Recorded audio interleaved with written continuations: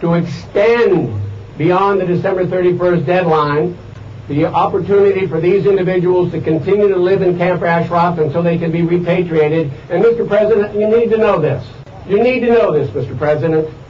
The failure of this country for 15 years to negotiate some kind of arrangement with Iran is known to the world.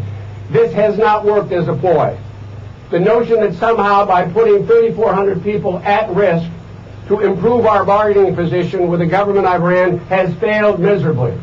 Look what happened a couple of weeks ago. Less than 10 days ago, we found an audacious plan for the Iranian government, probably going to the highest levels of the government, to assassinate foreign ambassador in the United States in a Washington restaurant, not only killing the ambassador, but killing American citizens. You cannot negotiate with Iran. What you need to do... Listen to us! Any carelessing is unjust! President Obama, listen to us! Any carelessing is unjust! I wish I had the Washington Post article with me this morning. On the front page it says, we will withdraw our troops from Iraq by the end of the year. And that article lists, Mr. President, if you make a commitment on a promise you made during the campaign, during the course of our service over there, as we sent probably nearly 1 million men and women over almost an 8-year period, become self-determining, democratic, we've lost 4,400 men and women. Well, there are a lot of Gold Star mothers and Gold Star fathers out there who mourn the loss of their sons and their daughters, as all of America should. There's even thousands more that come home with unspeakable injuries given to the nature and the violence of this particular war. But the one consolation that I believe and I hope in my heart as a former soldier myself that the mothers and fathers of the dead and the wounded can take is some kind of measure to believe that their sons and daughters' sacrifice was not in vain.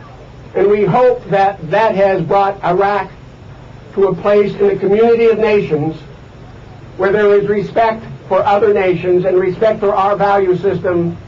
There is one glaring, horrible, unspeakable picture in Camp Ashraf, north of Baghdad, where the same government that we've sent thousands to die for and spent trillions of dollars has not lived up to the promise of America, not lived up to the promise that we committed to these people at Camp Ashraf.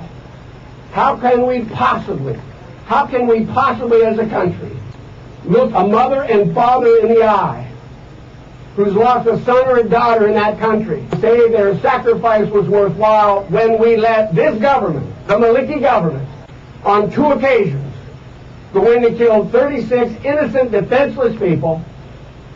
Mr. President, it's time to act. Delist the MEK, give them the protection we promised, and do it now. Time is running out.